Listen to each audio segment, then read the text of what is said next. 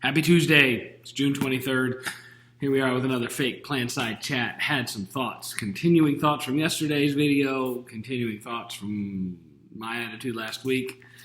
All of that hopefully rolled into one. Here we go. Confession. Last week was a week. Man, it was a week. It was a week that felt like a month. That felt like a leap year. You know, that extra day makes things longer. It was a rough week, and I caught myself thinking about some of the burden that I had to carry. And looking back on it with hindsight, was it really a burden? Was it really a burden? Was it a burden that should have shaped the way I felt the way I did? No. And I've been chewing on this idea of burdens today, of continuing the thought yesterday of Spotlight Christianity and how for so long we've placed ourselves in the hero character, the hero role, not ready to hear the teaching or the rebukes of Jesus and to be transformed by the gospel. We're instead going to the text to find a Savior who agrees with us. And it's a struggle. And I had a verse that, and really more than just the verse, the concept of what Jesus was talking about in Luke chapter 9 come on my mind this morning. And I want to share this with you and talk about it just a bit. This is Luke chapter 9. So let's start in verse 21. Jesus warned his disciples not to tell anyone who he was. The Son of Man must suffer many terrible things. He will be rejected by the elders, the leading priests, and the teachers of religious law. He will be killed, but on the third day he will be raised from the dead. Gospel. Good news. Then he said to the crowd, "If any of you wants to be my follower, you must give up your own way, take up your cross daily, and follow me." And it's this idea of taking up our cross that I want to chew on a bit and try and connect to yesterday's concept and thought. And I'm going to say it this way. Taking up your cross is a choice, not a circumstance. Taking up your cross is not just a burden I guess I have to bear. It's the choice that we make to be a disciple of Jesus Christ. And so let's break that down a bit, because I think for too many of us, for too long, we have let this idea of being a disciple, making these hard choices as really side effects of Christianity.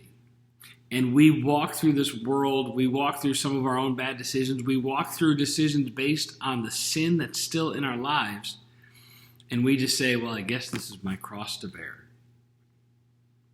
How many of us have willingly picked up our cross and followed in the footsteps of Jesus? Taking up our cross is a choice, not a circumstance. You look at the story of Job. There's a Bible sitting here out here in the foyer. It's been open to Job. And every time I walk by, I look and read a couple more verses and think about his story. Job's circumstances, as horrific as they were and as testing as they were not his cross that he had to bear. The cross that Job bore was the decision to not curse God and die, but to be faithful to the living God, despite circumstances. That was the cross that he bore. Abraham, the cross that he bore was not that, oh man, I have to kill my son, and my son is going to be sacrificed, and I'm going to have to go tell my wife that God told me to sacrifice Isaac. No, the cross that Abraham bore was the fact that he woke up the next day, cut the wood for his son to be killed on, walked with his son for 3 days, laid him on the altar, tied him up, raised the knife without second thought, without hesitation, because he was faithful to God. His faithfulness was the cross that he chose to pick up and bear. It was not the circumstances that he lived within. It was his choice to remain faithful to the one true God. And Jesus, as we look at how Jesus is talking to his disciples, telling them, I am going to die. I am going to be killed. But I will rise again on the third day. Those circumstances, the actions of the Pharisees, were not the cross that Jesus bore for us. The cross that Jesus bore was the faithfulness he had to God's redemptive plan for all mankind. Are we faithful enough to pick up that cross and carry it and follow Christ wherever he goes? Even if that means at the end of the walk, somebody's going to pick up that cross from us, plant it in a hole in the ground, and put us on it. All right? That's scary stuff. That is genuine persecution. But the time is now for Christians, for Western Christianity, those just neck deep in comfort, to pick up our cross, to deny ourselves and follow in the footsteps of Christ.